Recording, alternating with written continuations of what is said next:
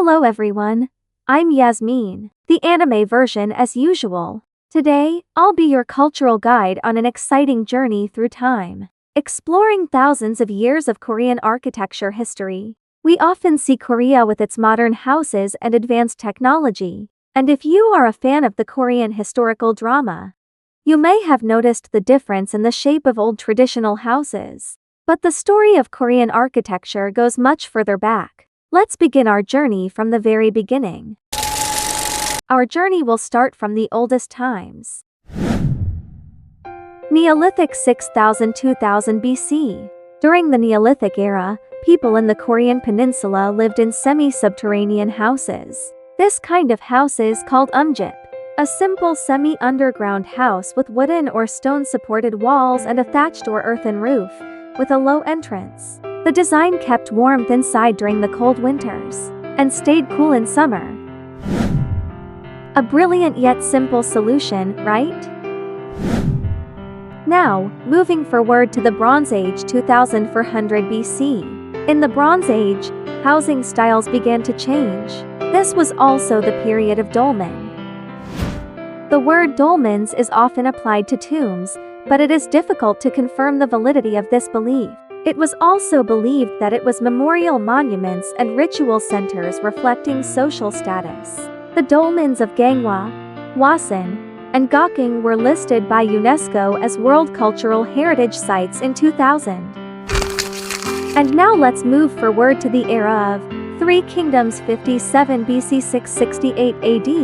At that time, Korea was divided into three major kingdoms: Goguryeo, Baekje, and Silla, pronounced Shilla. Goguryeo Kingdom was famous for its military power and strong fortresses. Baekje known for its art, culture, and influence on Japan.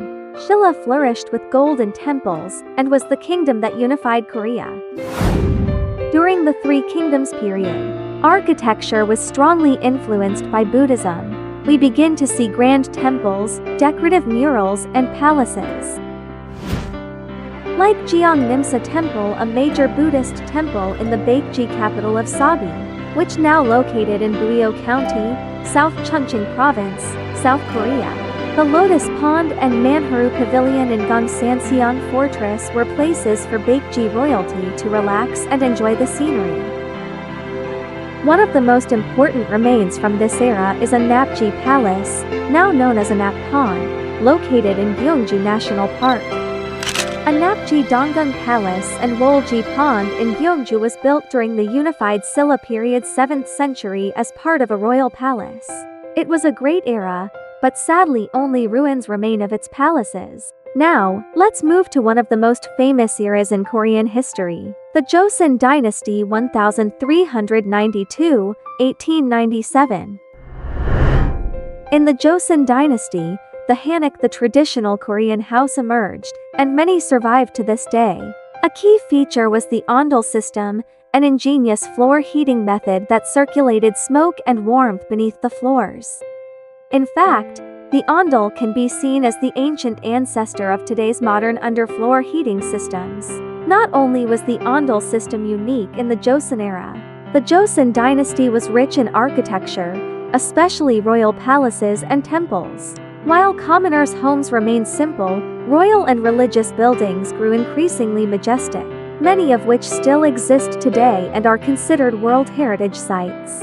Let's take a quick tour of the 5 most famous palaces of the Joseon Dynasty. Gyeongbokgung Palace, built in 1395 as the main and largest palace of Joseon, known as the Northern Palace in Seoul, includes the Throne Hall and the Hwang Wonjeong Pavilion Pond. Cheondeokgung Palace, built in 1405, listed as a UNESCO World Heritage Site, famous for its secret garden Hwang. Cheongyeong Palace, built in 1483, originally constructed for queens and royal mothers, part of the Royal Palace complex in Seoul. Yanghuigung Palace, built in the early 17th century, served as an alternate residence for kings, used mainly during emergencies.